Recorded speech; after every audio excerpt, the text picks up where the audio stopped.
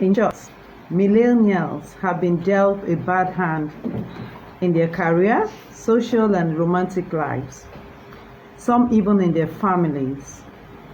In the karma points of the world, millennials are of lowest case so far. As a result, they're treated with disdain, contempt, and disrespect. Most of the time, they don't fight back, usually in danger of losing their financial stability. That's a quote by Kate East. Good evening and welcome to another time with me on Timeless with Tino. My name is Tinola Agbabiaka. For those who don't know me, and I'm your always regular host. Tonight the topic is raising millennials, the joys and the challenges, and I have wonderful guests who work with children who are going to come on with me shortly. If you have any questions, you may please send your questions in through the question link on the screen. So I can see some of my guests here. Thank you for coming, for joining me. I can see, okay, some are here already. Thank you. V Ogunyomi, thank you. Sparkling World, NG. And then my guests, of course, whom I will bring on shortly and introduce properly. Please send this to your friends, family, as many people as you can reach who can join. Certainly there will be a thing or two to learn from tonight's episode. So let me bring in my guests and introduce them. Okay. Keiko, I see you. Number one Timeless with Tino fan. Thank you. To bring on, put that on. Raining, bringing it on. Yes. Waiting for my guests to come on.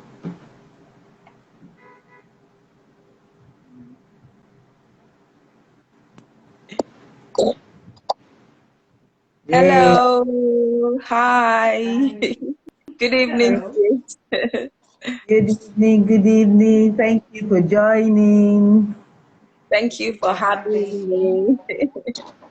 When was this like you have to do is that you don't have I'm your small mother-in-law. You have to do Wow. the tiny Abby. You kind of Let's be on point. Who else will I look like? Okay, so let me introduce you to my guests. Everyone, Morenike Adejuwon is on my left. She's my sister-in-law, my sister, my people. She's married to my one and only brother in this whole wide world. Wow. So, she's an educator, she's a businesswoman, she's an author, she's a mother, she's a wife, she's multi, you know. You see how they say that men gravitate towards the kind of women in their life. I think it plays out in our own situation because, I mean, we're women who multitask and do so many things, and somehow my brother met Morenike and fell in love. You sure did? Yeah, yes, we did. So, thank you for joining Morenike. Morenike is into childcare. She's in the UK, so she'll be bringing that angle and perspective to this discourse. Yes. And so thank you for joining, Morenike. Not that you Thank had you a for choice having anyway, me. but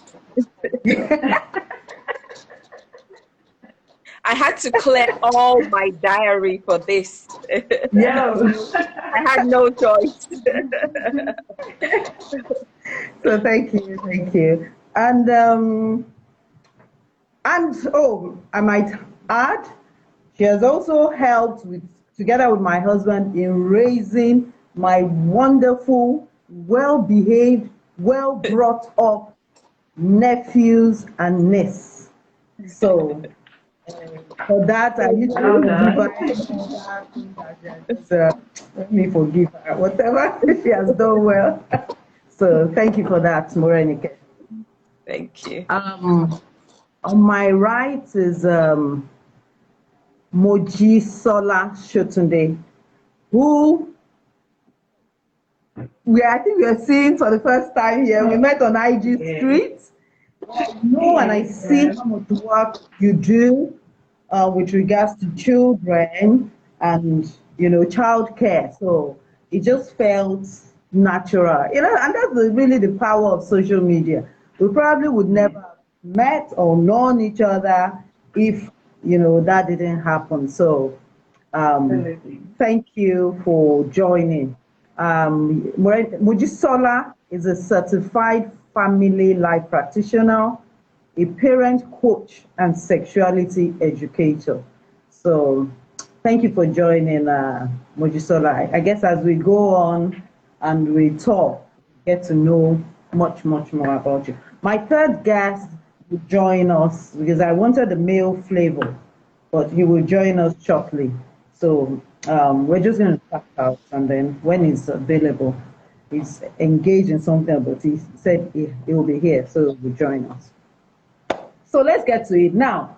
So for the purposes of this discourse, I know the title was Raising Millennials, but we old school, everybody is a millennial. As long as social media, you are always on, a millennial. It was when I was researching for this, like, it occurred to me that there's generation Y, there's generation X. Everybody, you have as long as you are social media crazy, you are a Yeah. millennial. Well, for the purposes of this meeting, we're actually going to talk about look at it from the angle of children, raising children in this climb. So we won't be too strict or rigid with the definitions of maybe generation X or Y. Millennials are basically children, our children, and some are actually adults. For some of Yes. us, we say Yes. adults. Yes. So okay, so let me start with you, Morenike. I mean, I just gave you my rough definition of millennials. What would you say? Who would you say are millennials? Thank you so much. I guess for me, anyone I will say from the year 2000, because that was when the millennials started. So anyone born in the year 2000, from 2000, and as you said, some of them are like 21 years old now. Some of them are 20, some of them are 19, some of them have just been born. So not talking about the Gen Z or the Gen Y, but anyone born from the year 2000, that is the person or the child or the adult, I will classify as a millennial, yes. Okay, okay, okay, thanks. So, okay, having said that, what is their characteristics? As in, if you saw,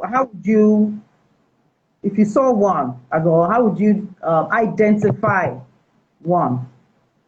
Okay, from my perspective, from the UK culture, from the British or Wales culture, you can say they're very expressive.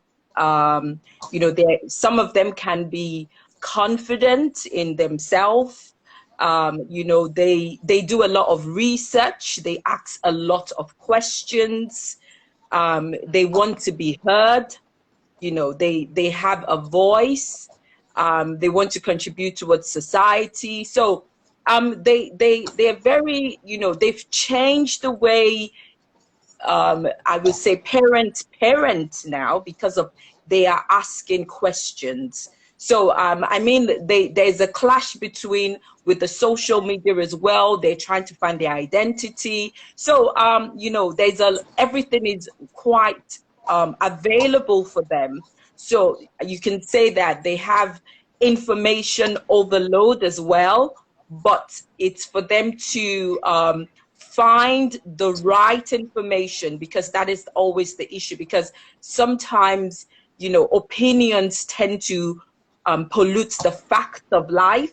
So it's you letting them identify that with all the information out there, they still have to get the facts of the real issues of life. So you know, confident in some cases, outspoken, asking questions. So those are the kind of characteristics you can identify with maybe children or adults that are millennials, because they have the information available to them.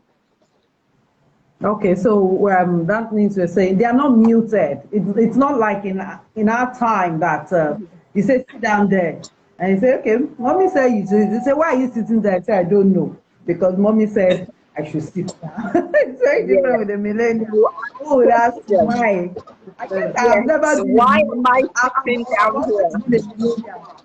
Because I wasn't want to sit down there. If anybody said sit down, you have to tell me why. Yes, Okay. yes, yes. Okay. So let me go to Mojisola. Um,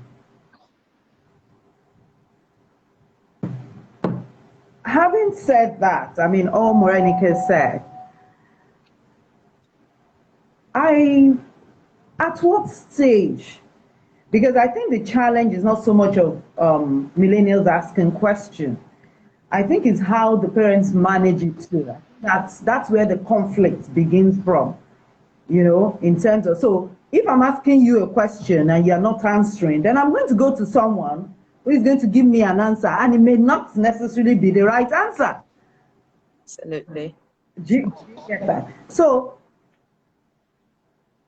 and because we're addressing the parental perspective now, remember, because the essence of this conversation is the parental responsibility, because it's now is raised. We're not talking millennials. So we're talking from the angle of the parent and how to get it right. Because a lot of parents, I get that, you know, parents come to me, they have that challenge of, so how early do you advise, or do you believe that having an understanding of your child, especially for parents who are raising millennials, how early do you think that should happen? All right. Thank you for having me. I'm so grateful to be on this platform. I know we met on the IG Street, and your program has been so amazing. It has blessed me in different ways. I'm always looking forward to joining every Sunday. So thank you for having me, and thank you, Marenke. How are you? Thank you for doing an amazing job as well. So, like you said, many parents tend to forget that raising children is not until your child becomes a teenager, or get to a stage where you realize that, oh, this is when I need to be having a relationship with my child. That's when some parents wake up. They want to start having a relationship, they want to bond, they want to start having discussions with their children. But it doesn't work that way. And that's why many parents think, oh, this child is not listening to me, it's not my friend, he's following bad guidance, because when you're supposed to be there for the child, you were not available. And that's a challenge that many parents are having. Your child, you need to start raising your child as early as the child, even from zero, because that's when you start connecting with the child, from age zero. Whatever you're going to be doing, you're modeling to your child. Everything that you're doing to the child, you're modeling something. It's either is bad or is right. So you need to be proactive. And that's why I always preach intentionality. Parenting is intention. It's not a walk in the park. It's not something that is just, oh, when the child gets to this stage, I will start doing the right thing or I will start talking to the child. No. Yeah. You start talking to your child as soon as the child is being born. But when the child starts to talk, when the child begins to talk to you, ask you questions or, mommy, I want this, mommy, I want that, you can communicate and understand one another. I think that's the right time to be able to understand the child better and tell the child, I always mention phases of parenting. And the first phase is the phase of indoctrination. That's when you indoctrinate the child. You are the one that teach the child what to do. You are the one that you feed your child. You allow you give. In fact, you are the one that authorizes the child. You give the child. You just jump out authority. You give everything out. That's the age of indoctrination. You are indoctrinating the child. You are imputing a lot of things into the child. When you buy a computer system, your computer doesn't come or your laptop doesn't come with Microsoft, all those MS Words. You need to buy it and impute it in it. That's the same thing with a child. A child comes empty. But whatever you impute into the child, that's what will make the child to either be a blessing or a threat to the child, to the society, or even to your family and the world at large. So we shouldn't wait for the time when the child is a teenager or before, by the time the child is 10 years old, to start having relationships with our children. We need to build our bond. If we don't build a bond, when it is time for your child to start asking you questions, because the child knows that I don't have a relationship with you, the child won't come to you. At every point in time, you tell the child, oh, I'm coming, I'll get the right answer. Oh, I don't have time now. Or you're always on your phone, pressing, your gadget and all that. So when you need to talk to the child and you say, oh, my boy, yeah, as tall as I am, or my girl, let's talk, let's have conversation. You realize that the child will shut down because they've never had a relationship with a child. So we need to be proactive. We need to be intentional. The child are growing. Like we call them in this side of our world, we say they are Sorosoke generation. They will Yes. Sorosoke, they will talk. Because like Morenica mentioned, they are confident, they are bold, they Yeah. want to voice out, they want to speak what's on their mind. And it comes to a time that you won't be able to shut them down. You won't be able to shut them down. So as parents, we need to be intentional. As soon as your child starts communicating with you, start telling you things, you start communicating with the child, and you understand the child. So communication is a two-way thing. I'm talking to you, you're talking to me, we understand one another, we understand each other. That's when communication has been achieved. We're able to get what each other are saying. So I believe parents should be proactive. Don't wait until your child becomes a teenager before you start bonding or having good relationship with your child. Every child wants their parents to be a role model. Let them look up to you and not to somebody else, a third party. So that's what I would say for now. Okay, thank you. And I agree with the being intentional. And I've found out that, you see, this is what in my marriage counseling sessions, children is actually a full topic. So we look at um, even agreeing on the number that you should have. Um, those moments bring open your desires. I'll give you an example. If I have a couple with me, and you would be amazed at how people don't talk about what children or what number of children or when, you know, they should have them. And these are very critical to how a child is raised. Yes. A couple comes, for session, and you talk about children. Say, I want children. I think it's natural. It's not about being natural that because you are married, you're going to have sex and you're going to have children.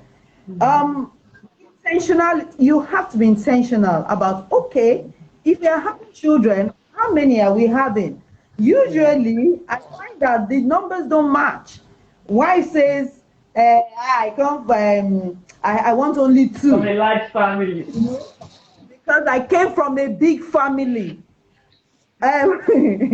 Husband says, or husband to be says, I want 7 for the Yes. very The only one. because he came from a big family too.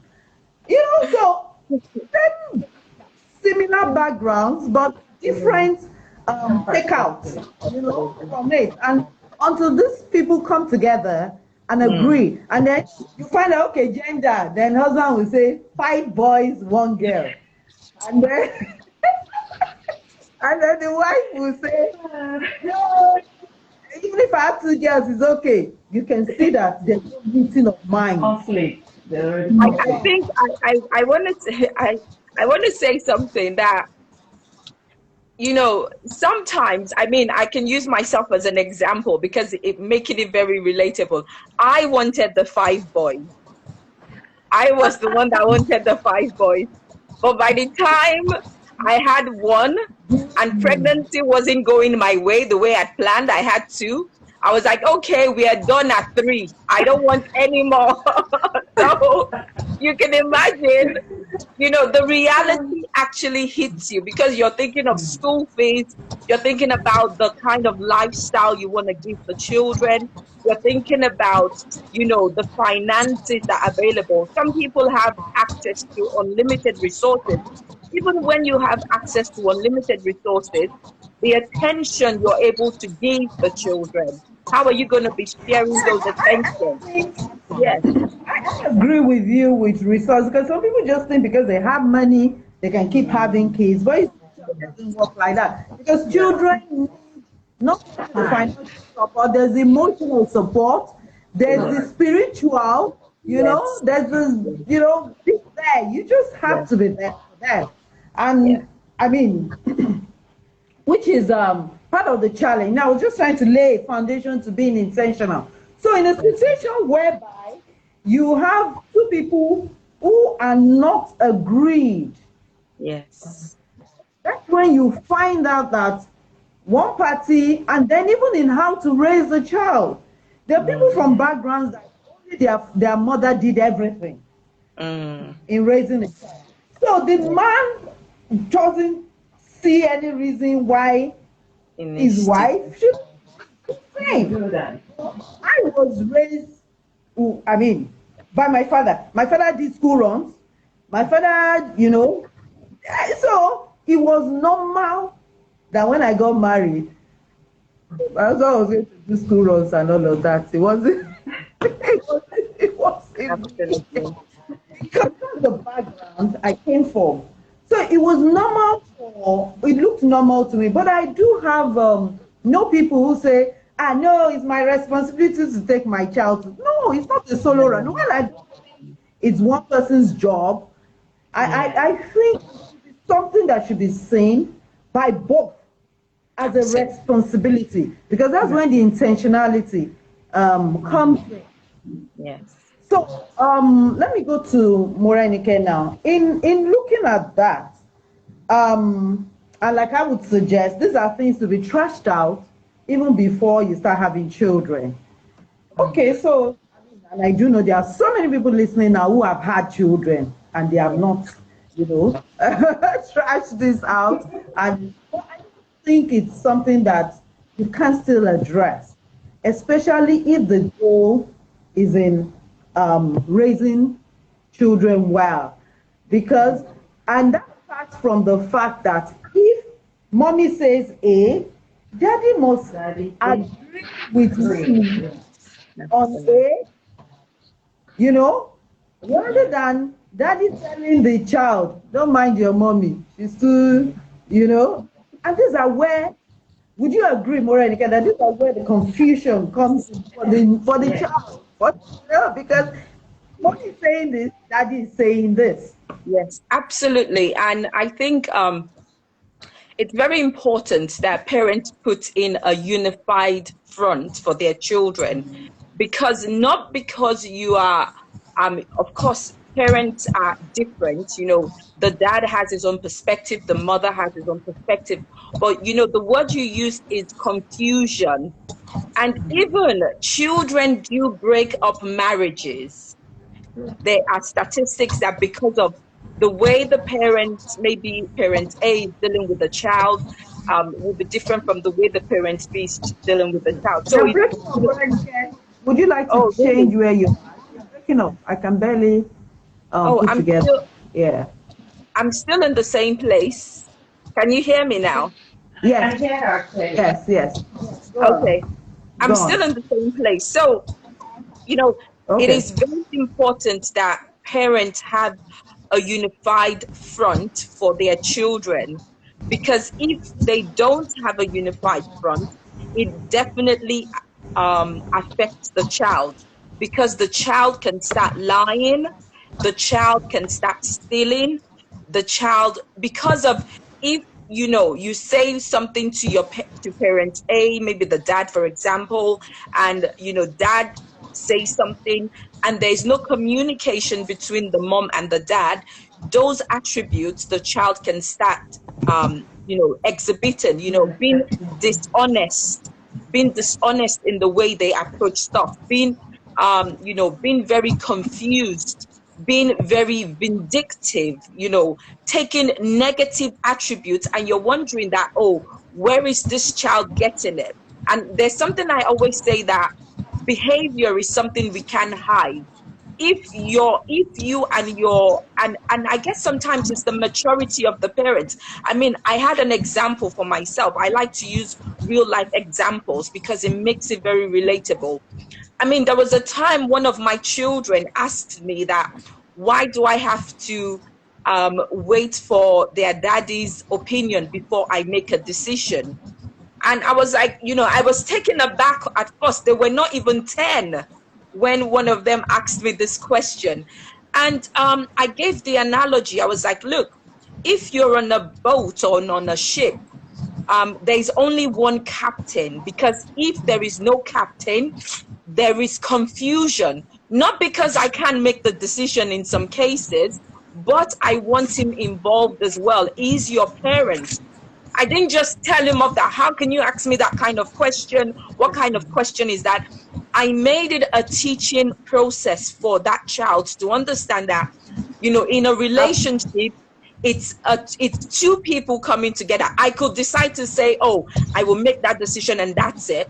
But he or she was also learning at that time. So it's making children understand, because if there is division, they take these things to school, they will say, oh, this child said this, another child said this, then it can become a problem in their own life as well. So, it's very important that parents agree, similar, even if it's not 100%, because I would say there are sometimes I don't agree with my husband. I would be lying if I say I agree with him 100% of the time, because you're like, okay, um, I don't agree with this, but The with the compromise. children, you're like, okay, we're going to go with this decision now, or we're going to go with this idea, we're going to go with this suggestion.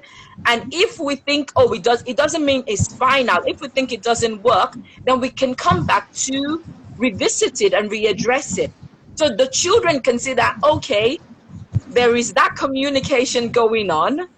I'm learning as well to have an understanding that it's not always my way. I need to listen to people and their attributes. I'm actually learning for myself for the future, because children become adults. And that's the thing parents forget. They are not going to be children. I think we tend to forget that. I Oh, see that your children would not remain children forever, but it's the attributes, the skills, the talents, the discussions you have as a family that help to raise them up to be better humans. Okay. Okay. I agree. And like you mentioned, coming together, and which I always say, especially, speaking to parents, it's disagreeing in the presence of your child is always mental to, whatever you're trying to instill in them, because they must see the parents as a united couple. That's the way to instill whatever you want to, instill in them. And I mean, we do disagree with each other, but then we do it behind closed doors. We would arguing back and forth, back and forth, back and forth. And then it's the decision that the children get to see. And I mean, I think also, like Morenke, you mentioned, a stable home. And I'm not, when I'm saying a stable home, I don't want anybody to get me wrong. I mean, it has to be a stable home is necessarily a married couple. There are lots of couples that are single. In fact, a single person is better because because he or she can take the decision and that's it. There are couples who work against each other. They say, hey, your mommy said to do that. Okay, I'm going to give you this so that you not do what your mommy said you do. And you know, at the end of the day, these people, when these children grow up and become rebellious, and we blame the devil who had nothing to do with what went on, you know. So, Mojisola, let me ask you. I mean, raising children, especially millennial children who tend to ask questions. Personally, I don't agree that it's all doom and gloom. I feel I don't want a mumu child. No. I want to talk. I don't want to have a mumu. I want you to talk, you know. Tell me what's in your mind. Say it. Now, I do not agree with you, but I want to hear it so that I know that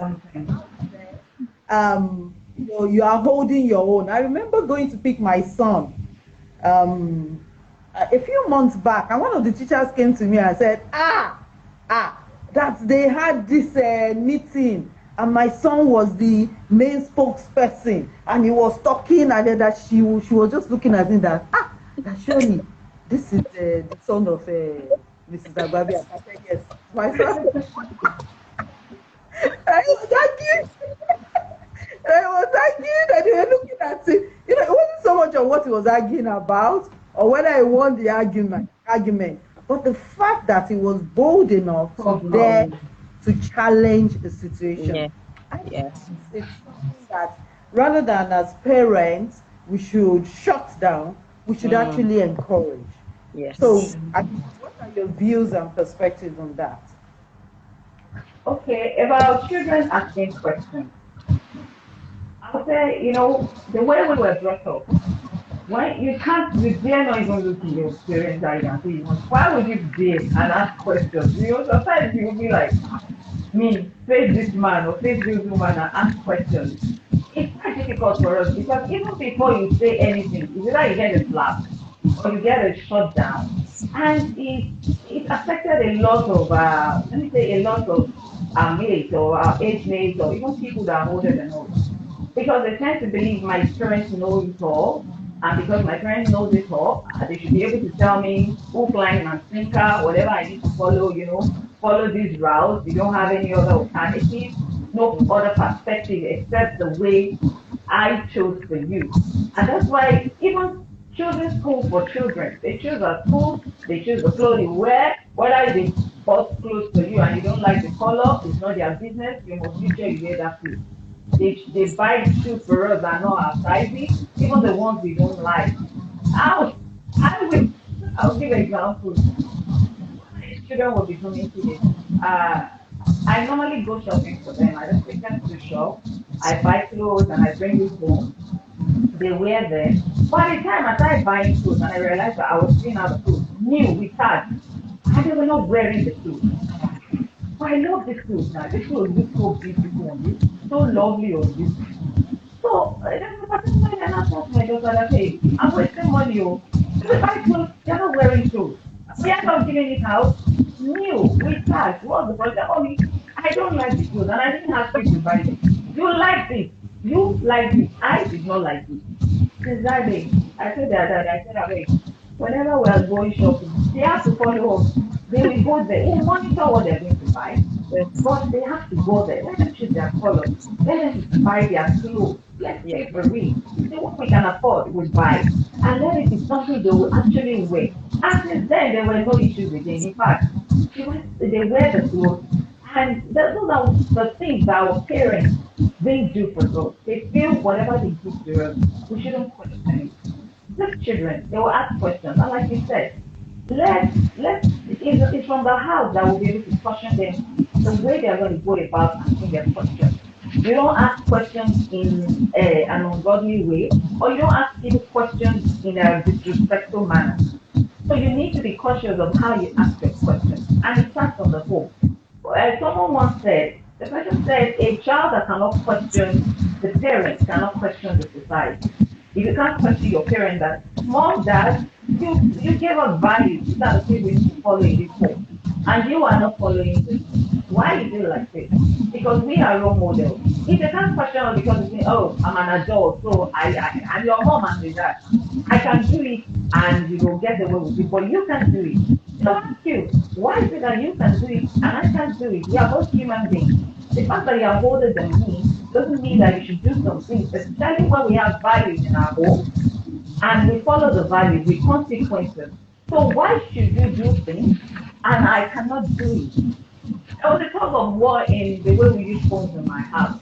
That in fact, I think I was talking to Madam Phoebe this afternoon about removing notifications on my phone because it was becoming, anytime notifications drop, I have to take my phone, I look at it. But in the values in our house, there's a particular time we take our phones. We don't just take phones at any time we like. We don't use it anytime. You don't just come and before I started giving my children phones, we started discussing phones as early as they were 8 years old. We had rules. We had time. They don't take phones to bed. Even as they're teenagers, they drop their phones. There's time that they drop the phone. If you take the phone to your bed, you're going to lose that phone for at least a month. You're not using phone and nobody will give you one. So when there are consequences for things and children understand it that if I go against this boundaries or rules, my parents, there's consequence for it. Then they will be able to see it all. And when they see that you're doing the right thing as well, they will follow because you are a role model. Children learn what you do. They do what you do. They don't do what you say. If you tell them this and you're doing another thing, they will follow what you're doing. They won't follow what you say. So when children want to ask you questions, there are sometimes the child will ask you question in an unruly way. Sit the child down. Have time for the child. Sit that child down. Listen. The child know that the way you're asking this question, the tone that you're using is very disrespectful. Sometimes I caution my daughter like that. When she talks to me in a way, I call her, I say, hello, madam. You're not talking to your detail. I know you want to ask me questions, but go into the right way. So I'm waiting for you. Check that phone right now and ask me the right question. Or ask me the question in a way, in a meaningful way that will be able to give you response to it. And immediately, she'll correct herself. And because they're doing it from the home, when they go out there, when you get your report card. Your report card is not, you're not raising a child for yourself, you're raising a child for the world. And the truth is, whatever you infuse in them, whatever you train them to be right now, that is what they will carry out into the world. I tell my children, I say, see, when you go out into the world will either curse me or they will bless me for our sake. And I'm Yeah. doing a good job. I know I'm doing a good job. I won't get my report card until you go into the world. When you go into the world, that's when I'll see my report card and see how well I've done. So when our children want to ask questions, if they don't ask the right way, this is that let's talk to them. Don't let's get angry over it because if you ask a question and you get angry over it because they think it's an unruly question or in a manner that they are not supposed to ask the question, they won't come back to you next time because they will think that's the same way you are going to talk to them or you are going to respond to them. Okay. Thank you, Mojisola. Can I just add? I mean, talking about rules. I want to go. Let's talk about rules because I found that um, a lot of people don't have rules. It's almost like live as you go, Yeah. especially in raising children. there's really, before you start having children, and back to what I do in terms, when a couple, we have to examine each person's background. Because you find out that in A's, maybe the guy's background, they are not, they don't care. They live as they like. They come.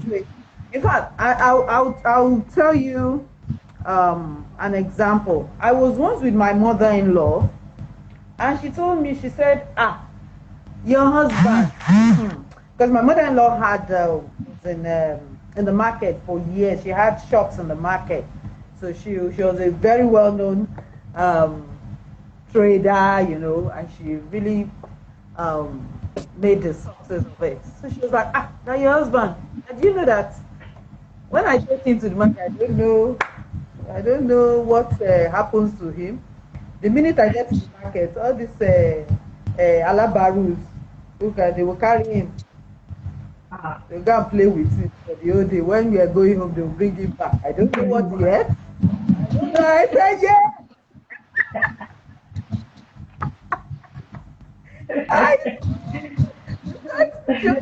Because we were living in a compound, and I didn't allow my children to come out. I didn't allow anybody to touch my children. And thankfully, my husband was in agreement to, that. But she was telling me in terms of, when I speak, yeah, she was like, go down low fair, go down low little fair. In other words, that's like you saw him, I'm married him, I fell in love with him, Abi. So I didn't leave my children with my mother-in-law. Why? Because she doesn't see anything wrong with he will call the baby and go. So we understood each other from day one that I wasn't going to have my children raised that way. So rather than have my children come out and then mingle with their cousins and everybody is running around without pants or putting hands on the floor or stepping into somebody else's poo-poo or so.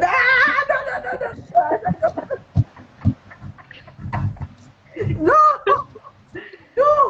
But what I'm saying is that I know there are people, their parents, women especially, who find themselves in situations like this, but because they're trying to conform and be the wife.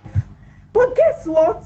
Because I stated this quite early, my mother, I have the best mother-in-law in the world. I have incredible jaw-dropping stories of my relationship with my mother-in-law, because she respected the fact that I stood for something, and especially, of course, this is the same woman that when everybody will now come and she'll be pointing at me, I want more low Ebola one year. Yeah, I will forget inside. That's the thing. You get what I'm saying?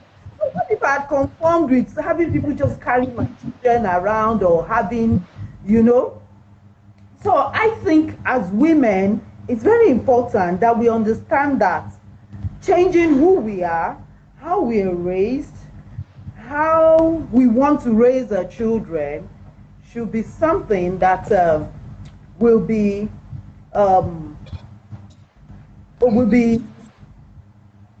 a decision that we intentionally take and communicate with our spouses. So it's more than just falling in love. I keep telling people, they are falling in love, and next thing they start having sex and having children. It doesn't work that way. It's that. Looking at each person's background and having an understanding of how, because ultimately we actually do what we know. So it's how we were raised that we would, raise our children. Since there's no school. I always say our parents, they don't know better. They knew better, they would have done better. So now that we are doing better, we should do better as well. I actually think our parents did better. I have an argument for that, and I'll tell you why. Saying that they didn't raise us, they were harsh on us, they didn't allow us to talk. The ones that they were not harsh on, how have they fed? How better are they? The truth of matter is that the values they instilled in us, if we had been stable and in the lives of our children to instill the same values, perhaps we won't have all the various issues. Morenica, you want to say something about that? Yes, I think for me, the parents that raised us, you know, in some of them, why you might think they did well was because of they were consistent and committed to their children.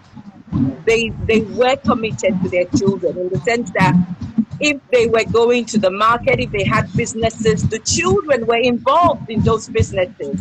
Like, I mean, the example of your mom-in-law that you gave, maybe he went, uncle went to the market with grandma or something. So I think that even though they had their own instances of they were a bit harsh and everything, some of them were quite committed. And in today's world, there's so many things competing for the attention of the parents as well.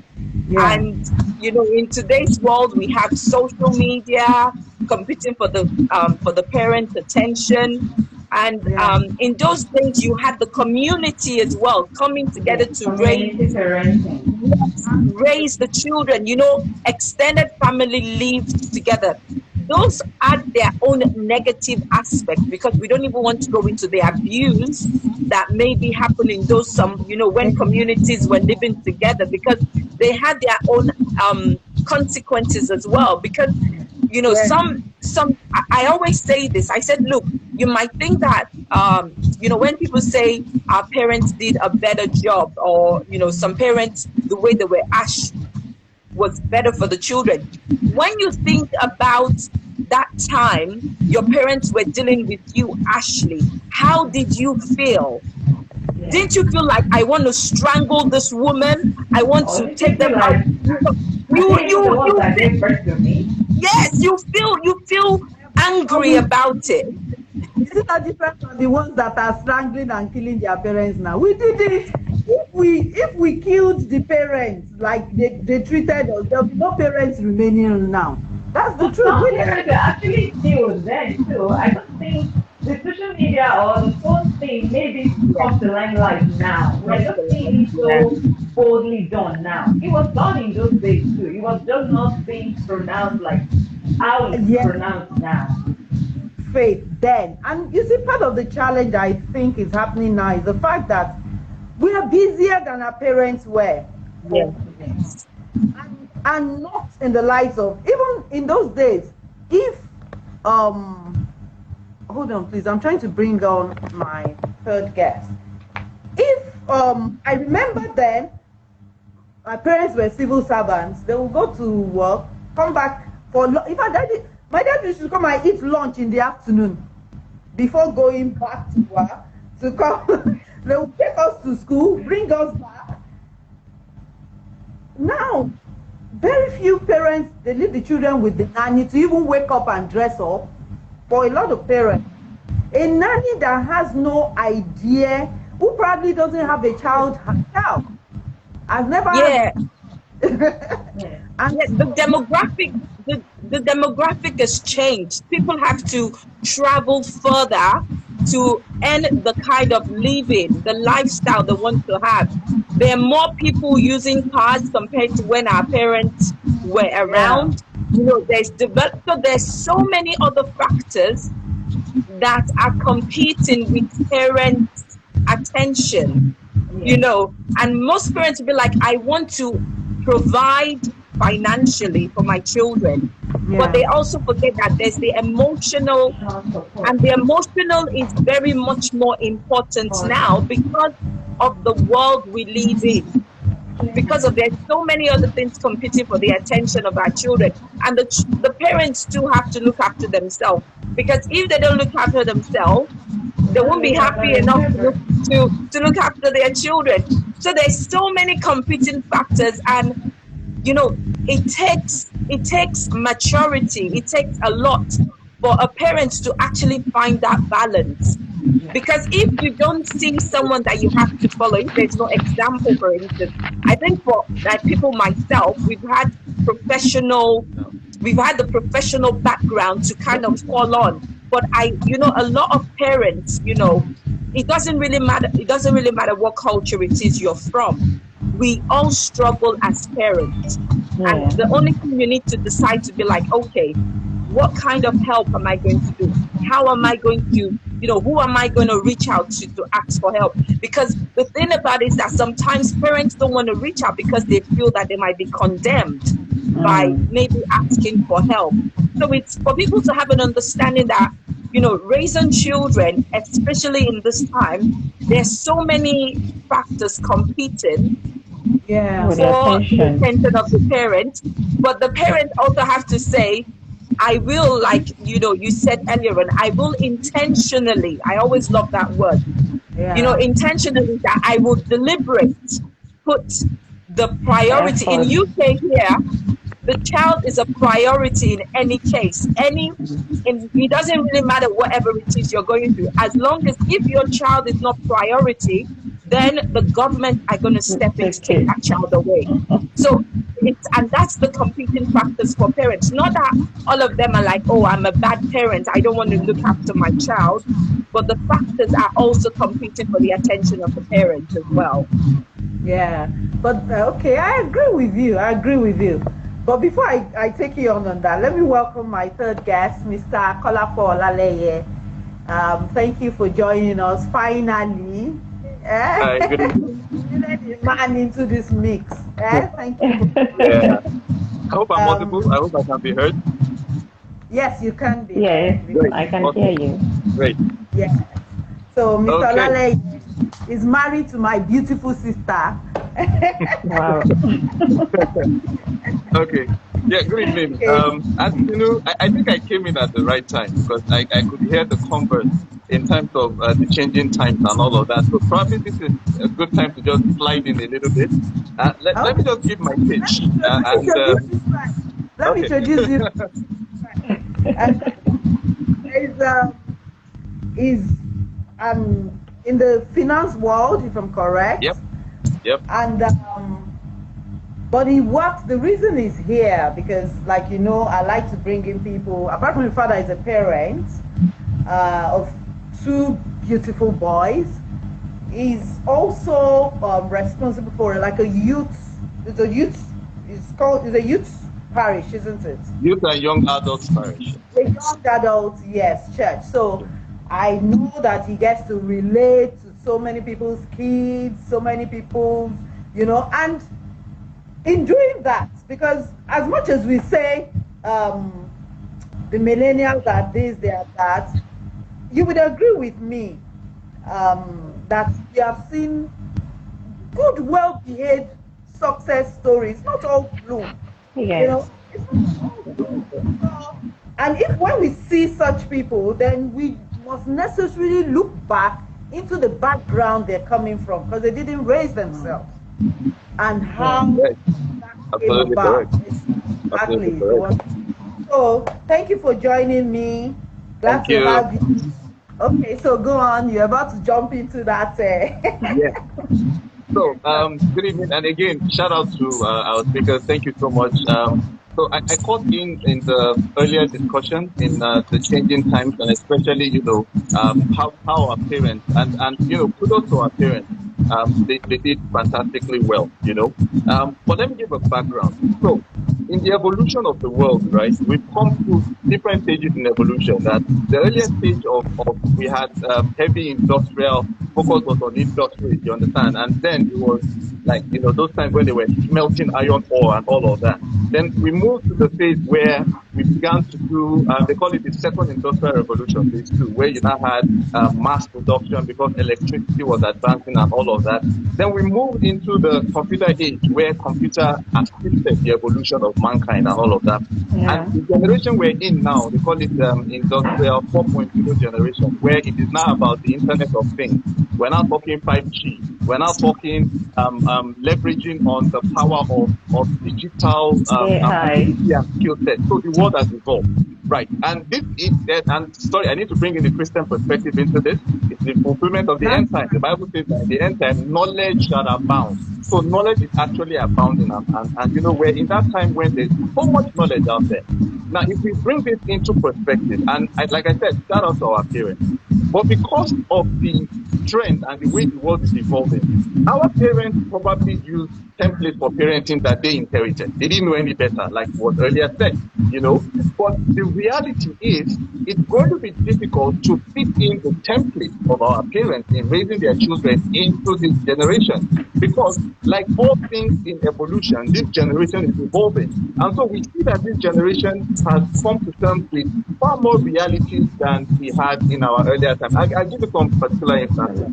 When we were growing up, sometimes pain was a good resetting factor. Sometimes a good spank would actually put you in the right path. But now pain is a different type. Pain is more like a shock therapy at this point, because the new generation is probably not used to dealing with pain like we were used to. My dad, if he had grown up in the Wild West, would have been a cowboy, because he could slap you before your eyes could turn 360 degrees. But right now in this generation, to bring peace, in fact, corporal punishment is gradually being phased out. We're in that phase. In the old days, a good punishment was to tell you, go and stand in the naughty corner, or go to your room, for example. Now you tell young children, go and stand in the naughty corner, they'll probably stand there and sing praise and worship. You understand? Because it's a good period of bonding and all of that. And in the good days, when you tell young millennials, go to your room, look, young millennials, they look for any reason to go to their room anyway, because sometimes they find the concept of their parents boring. So those methods and methodologies that we inherited may not be the best to effect in the times and the seasons that we're in. Now, we need to understand the generation that we're talking about here. This is a generation where, if we are not careful as parents, we'll be trying to do catch up with our kids. Really, I tell you for a fact that you leave a handset or a phone in the hands of a millennial, they will unlock potential you didn't even know your phone had. So if you are not very careful, you need to find a way to keep up with what these new millennials know. Now, I preach a specific process in getting to adapt to the life of our new millennials. One is that a key factor we cannot rule out is that we must have inclusion. I use that word deliberately, inclusion. And like I heard, we have to be deliberate about how we parent the millennials. We must make a conscious effort to be included. Now, when I say included, we need to get it straight. Included is not about physical presence. I can tell you for free that you could cohabit in the same group with the millennial and you'll be miles apart. Because the millennial will be in his own zone, doing his own thing, and all. Physical presence is not an automatic guarantee of inclusion. Parents, to a good extent, need to be sure that they have inclusion in the life of their millennials. You must be able to understand where they are. You must be able to understand their thought process. You must be able to understand their thinking. What some parents have tried to do, again, where there's a fault in borrowing the old template, is when millennials seek to understand or seek to be understood, they shut them down. So when the millennials are not getting these answers from their parents in the home, they go get answers elsewhere. And when they go get answers elsewhere, chances are they may get the wrong answer. So they I have learned now growing up with my kids that when they ask a question and you give a response, the next thing you hear, why? This is the generation that will question you. They will question the Bible. You will tell a generation in the beginning God created heaven and earth. They will ask you who created God. And you dare not tell them that is the wrong question to ask. So that inclusion is important. Now, speaking about inclusion, there's also something I need to put on the table here.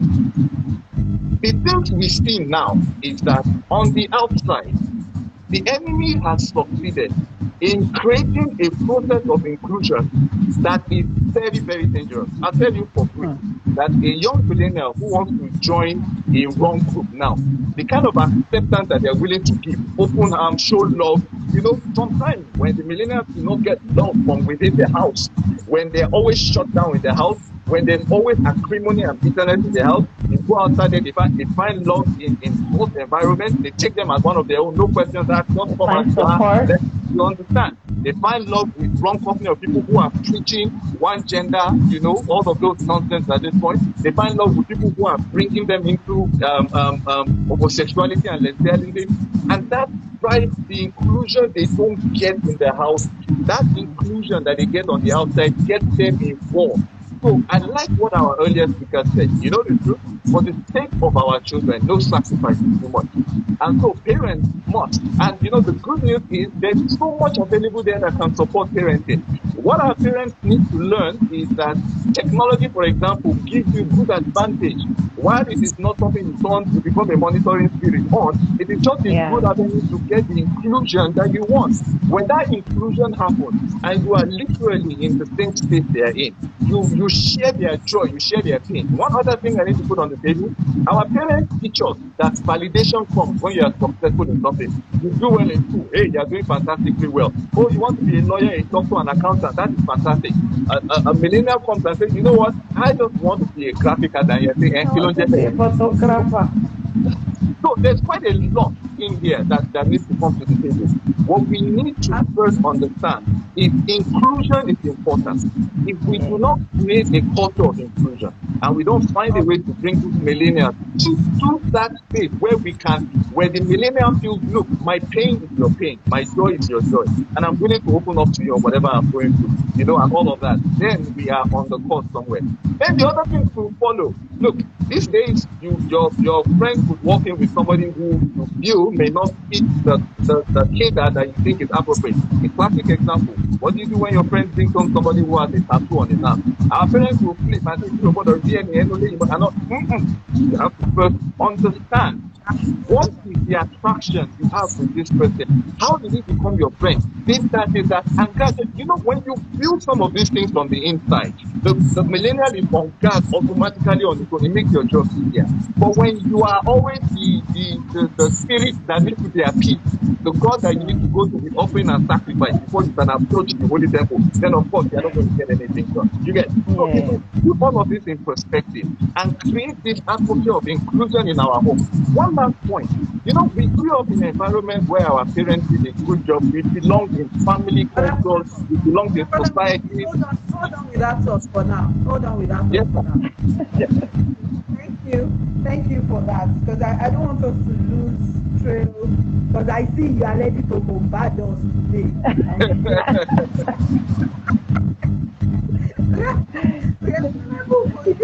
I don't want All us right, to I'm with lose. you.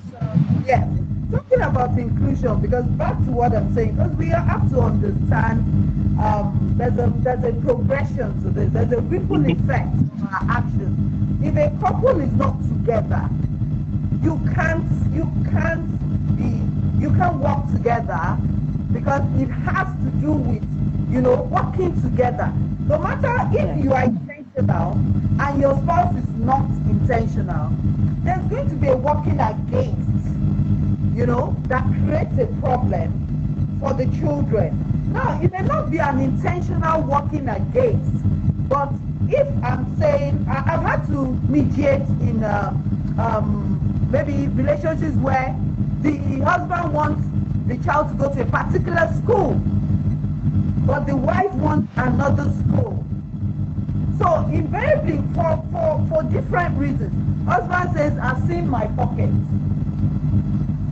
This school I can afford." Wife says, times have changed. Nobody went to that bush school. This one is like the bush school used to wait. Nobody went to that bush school anymore. This is what we will manage. Meanwhile, husband knows we will manage means he will almost kill himself, because you will manage is not to say, okay, I will pay 50%, you bring to your 50. I don't know if you understand what I'm saying. So that's even before you start out to, having any intentions with it, it creates a conflict in the home, because either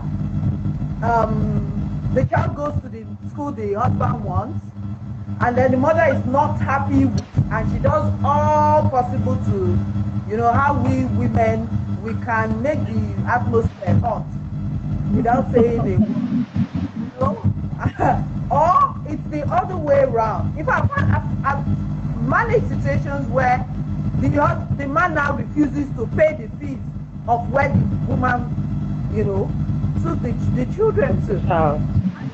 I didn't want them there. You wanted them there, so deal with it. And I think these are different situations that militate against, inclusion. So in such a situation, they start throwing points against each other. Veronica, I wanted to say something. Go on. Yeah. I think in those situations, it's the problem between the parents and the husband and wife, the man and the woman. They are transferring it onto the child because they Absolutely. have issues already. So the issues you're having, your miscommunication, you are now using your child as the scapegoat. And that is where the damage happens. Because if you are disagreeing with your spouse or with your partner or your wife or your husband, why use the child as a scapegoat? And the repercussion will definitely, I mean, I tell children, I tell parents, there is always a consequence for your Yeah, action. for sure. There is Whatever always. you put in your child is what you're going to get. The child did not fall from heaven as an adult or a teenager or a 10-year-old or a 16-year-old. What were you doing from the foundation years? What were you doing when they were 0? What were you doing when they were 1? What were you doing when they were 5? So whatever differences you have, because I know situations like that has happened. People have separated. I mean, in the culture I am, you can go your separate ways even while the woman is pregnant. There's nothing that stops you from doing that. The culture in Nigeria is completely different from the culture I am here. And in some cases, some Nigerians, they've divorced because of that, because the wife wants the child to go to a certain school. The husband is like, oh, my pocket cannot afford it. And the woman is not willing to take on any extra way of supporting the husband. Then the children become the guinea pigs. And it affects the children mentally. It affects their confidence, if they have any.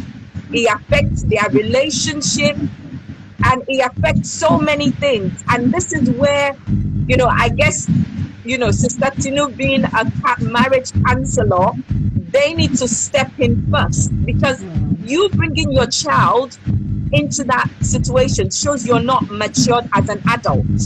Yeah. To deal with your problem with your husband, you must come to an agreement. That's where if meet in the middle, then you now come and deal with your child. But if those middle is not being met, then of course the repercussion does hit the children. Absolutely. And if I can jump into this for a second, right? One of the things we need to know about the millennials is that they are far better at observing than they are at listening. And so, a typical millennial who already understands that there's a fault line existing in the home will take advantage of that fault line. And that's why when a millennial knows that I can manipulate my mom better than my dad, or a millennial knows that anything mommy says don't do is automatically yes with daddy, automatically then begins to learn. So we're teaching by our actions, we're raising kids to start learning the subtle art of manipulation directly from the home. And as we said, we can leave that parental aspect, and all that counseling. You're the subject matter expert. But what we know is that where there is such fault line existing in the home, it creates an imbalance that is negative for the millennial to learn from. The right approach should be, whatever our disagreements are, we do not disagree in front of our children. You know what? Let's go in, we'll settle it inside. When we come outside, we create a united front. We need to make our millennials know that, like you said, there are consequences to action. The consequence of not being able to come to an agreement. In fact, the typical way of putting it is that when parents become and start behaving like kids, somebody has to be the grown-up in the house. And guess what? The millennial will become the grown-up when the parents will not become the grown-up. So the right approach to matter is this. You know what? You come to me and you say you want something. First question, what has your mommy said? Because we need to come to that point of unison in the home. As the mother, when the millennial comes and says, you know what I want is, the first question, have you spoken with your dad? We say, okay, you know what? Me and your dad will speak about it and we tell you what our agreement is. That should be the mindset. I'm pleased about the millennial. I can tell you, if you don't have time, I can tell you about my own story. look, what a millennial, the success to be achieved in life is really more of a function of a solid foundation than an expensive schooling. I don't know, but a lot of us really did not have that silver spoon privilege. And I'm not saying it is bad to have silver spoon privilege. I'm just saying that it is better to have a good structure and a good foundation. Let money issues are typical. In fact, as you know, when parents are disagreeing about money, we can recommend financial classes for them. Let them go about investment and all of that. But as far as raising the kids, the children in the house is concerned, it is very important to have a home that is built on unity, that is built on love, that is built on purpose, deliberate, and we must communicate that in the home to our millennials and our children. I want to chip in something again. What I've realized again about parents in these days is many parents are just complaining that the millennials are under pressure. They are, they are being, how do I say, they are getting into peer pressure kind of thing. For many parents are under peer pressure issues as well. Like what you mentioned about the school. The parent is because their friend's children is in this particular school, because my cousin's child, why would they say this about me, that my child is not in this school, my child is not in this particular school. Sometimes you need to just sit down with your partner and say, see, we cannot afford this thing. How do we compromise? What level? What's the average that we can do? I can't afford this kind of fee. I can pay it. If I pay it this term, next term I can sustain it for the next 2 years or 3 years or 4 years that the child will be in school. Have you been able to calm down? And that is where, as you know, your work comes in. It's the counseling thing for spouses that are getting married, because they need to start planning that as well. You can only cancel who wants to be cancelled. Cancel. You cannot Exactly. that's why I tell people, if you cannot pay for a session with me, go with your everybody at the end of the day. They want to have it for free, but really, if spouses are getting married now, To change. And that's part of the challenge, as a counselor, because I've done this for over 14 years now. Trust me, I've gone through the stage of not minding my business and calling somebody to say, this is what went wrong, and then what you get is in return. So it comes from who wants, I'll give you a story. I had a neighbor, and on my way home, she had daughters like me there. I'm not sure I'd had my son there. And I saw one of her daughters in like an embrace with her driver. On my way, they saw me at the job, but I saw them. I'm coming home. He was like, I knew this woman, so she wasn't like a stranger to me. You could call her like, this flower of friendship. We're not close. But I had a, so I called her. I said, hello, I just saw something, and look, I would want to be called if it were me. I saw your daughter. Before I could finish saying, she mentioned the name, a name. So I don't know her name. Then she described the person I saw. I said, yes, that's the person. That's her. And she said, okay, I'm going to have with this guy. I'm going to so. And I thought that was the end of it. You will not believe that in the evening, we had this conversation maybe around 1 in the afternoon. In the evening around 6, she sent somebody to me to give me a note. What did she write in the note? It is not my daughter that you saw. I don't know who you are talking.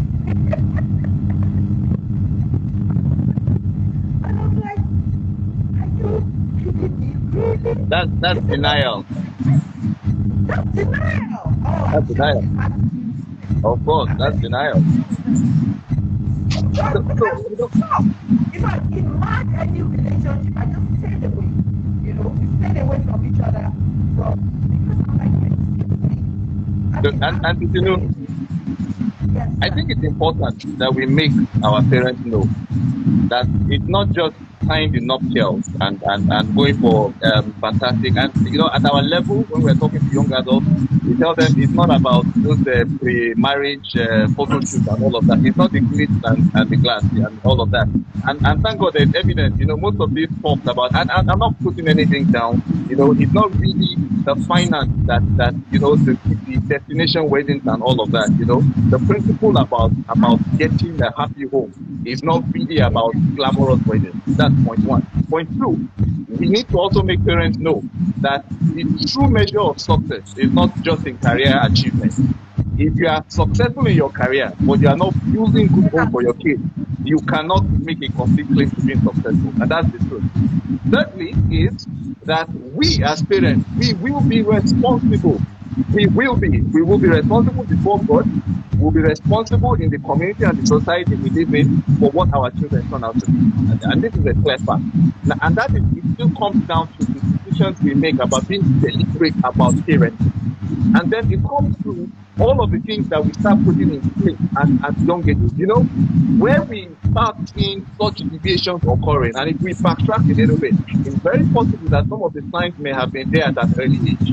So you see instances where young children are beginning to show symptoms of rebellion. And parents just say, no, don't worry, it's an age thing, they'll get out of it. They start excusing some of these habits at young age.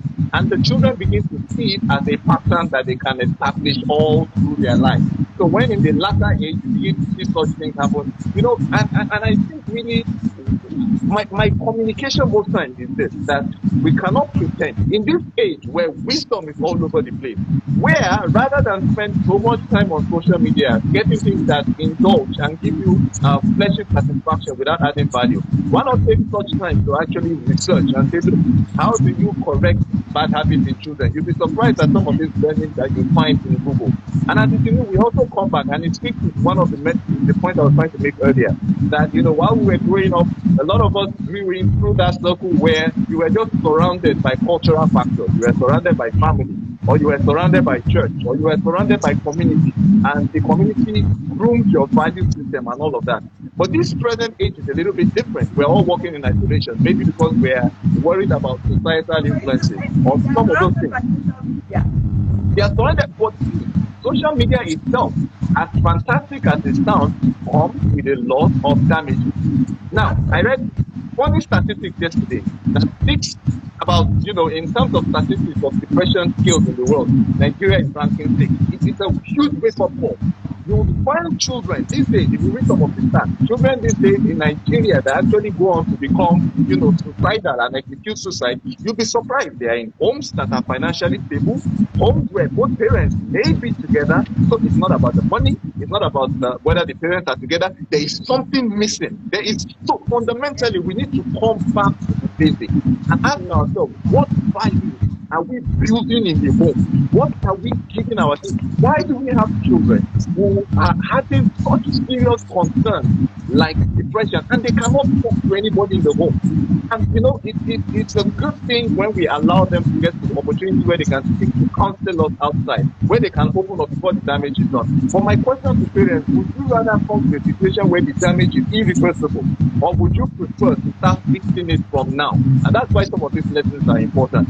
Let us be conscious. Let us be deliberate. Let us agree that, look, we will make time for work and career build, but we'll also make special time, you understand, for family build. And in that time that we set for family build, we will give it our all and make sure that we get through the work that we build in our homes and our family. I think I wanted to say that you talked about, the different things, the example you gave in relation to the amount of children that are committing suicide in Nigeria, and, they're coming from homes that, maybe they have all the resources. And I think, linking it back to the way our parents did it, one thing, that tends to be lacking in most of this home sometimes is the attention to your child. Yeah. You need to give your child, and I don't mean giving them Oh, Shotiwa, okay, you know, that kind of a thing. Oh, you give them deliberate attention. I always distinguish this, that there's a difference between quality time and quantity time. And you know, sometimes Nigerian parents, they're like, oh, quantity time is, oh, I'm in the same space with my child, we're in the same room, or maybe, but the quality time, you might spend 5 minutes with your child, but you've given them quality attention. You've asked them about something, they've asked you a question. And I think it's very important that we encourage our children to ask questions. In my part of the world, asking questions is a form of thinking, is a form of openness, is a form of open door policy. Because when you encourage your children to ask questions, I grew up, my father encouraged us to ask questions, even though he was a typical Nigerian African man. So I believe that parent needs to encourage their children to ask questions, because, you talked about the world we're in is a world of information. You can go to Google, you can go to Bing, but there are also lots of opinions on this platform. We need to let our children know that there is a difference between facts and opinion. And, where do they get this information from? I mean, I've had this conversation. I'm always having this conversation all the time. The information you're getting, is it just someone, anybody can have a website now. That's the thing. Anyone can speak about anything. But where are you? I mean, I'm a psychologist and we believe in scientific facts. It has to be reliable. Where are you getting this information? I mean, I had a conversation about masturbation the other time, and there was conversation with teenagers going back and forth that, oh, it's healthy, it's not healthy. And I'm telling them, where are you getting this information from? Who told you that this is healthy? Who told you that? You need to read between the lines. It's not about, oh, I've just gotten the information from. What are the facts? What is the truth? What are the consequences? And it's the discussion that when you encourage questions, when you allow your children to have an open door policy, when you give them quality attention, because there is peer pressure, the pressure is huge. And you can see even on the parents, the pressure is huge. You can imagine on the children, when you give them this quality time, it does definitely make a difference. Yeah, I would like to add to it again. Sometimes there are some children that won't have questions. So parents should also try to ask those children questions. And don't ask them a question that will give you a yes or no. No questions that will make them think deeply and that will really make them to think. Yes. Because I'll give an example. When my children were little, whenever I drop them to school in the morning before I go to work, I'll ask them questions, but they will either give me yes or no. When I'm coming back again in the afternoon to pick them up, I was school today. They will say fine. Okay, what happened in school today? School was just fine. So I needed to just change the tactics. How will I ask the question? So what did I do? I said, can you tell me how your day went today? Can you just, make it fun for them? If they don't want to talk, I start by telling them, oh, after dropping you in school, do you know what happened on my way? A guy was trying to sell something to me in the traffic, and I actually bought the thing. After buying it, I couldn't give them money, he started running. Come and tell the guy was running after me. They start laughing. And before you know it, I've already made it so fun for them. And they start telling me, oh, mommy, do you know what happened this afternoon? After I had my lunch, my teacher took me to the playground. When we came back, I was feeling a little, you're already, making them to feel, you're making them to feel connected to you. So the way we go about asking them questions also matter as the way they're going to respond to us. So there's some children that will not want to ask you questions, but you can also ask them questions in a way that will make them think deeply before they respond to you. Let me take it much higher.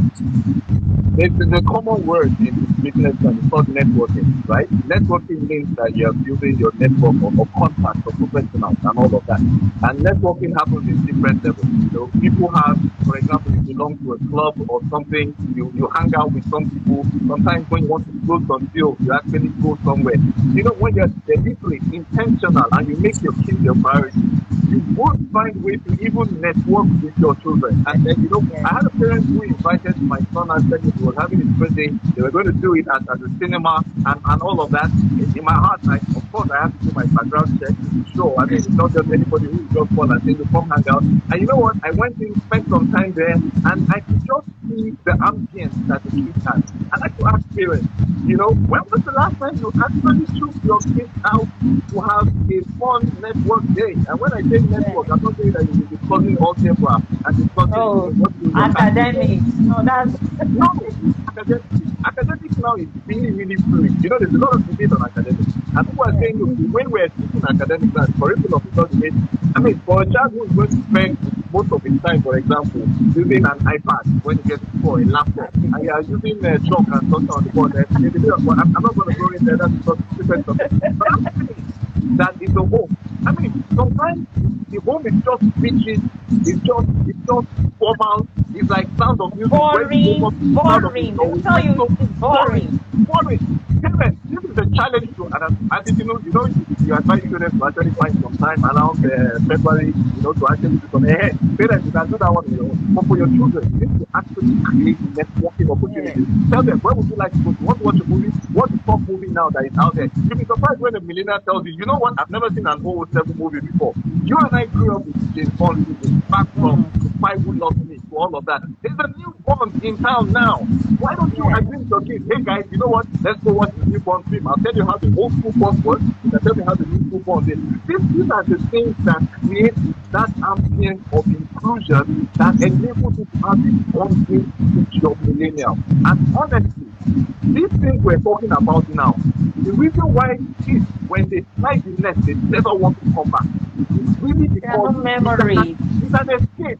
It's like I finally escaped. You find I give a common joke. How do you know how somebody looks forward to wedding? For example, they say that joke with bride. That when a bride is really a bit careful on her wedding day, she's thinking, I'm going to meet my parents and all that. When you think of bride, you feel like I'm happy. I'm leaving home. Finally I'm leaving home and all of that. You want to create an environment where I was that I ain't gonna say much about that. but this is the point I'm trying to make. Let's bring some of these things back into the home. Let's bring joy and vibrancy. Let's bring Let happiness. children have good memories. Let children have good memories of the home. Let's have game night. Let's have music night. Let's have workout night in the home.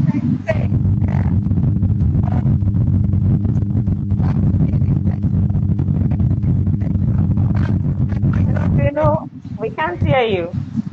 We can't hear you. There's a lot of background. Yeah, there's a bit of noise. background at your end. Background noise. Yeah.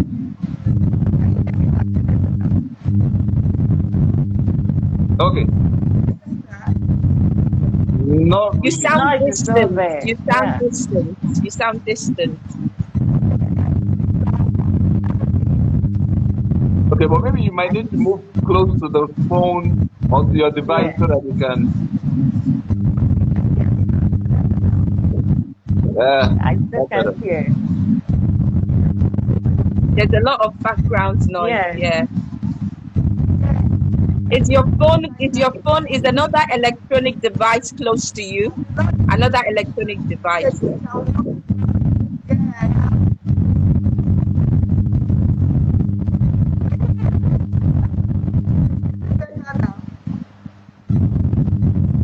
It goes on and off. Yeah, it does go on and on somehow.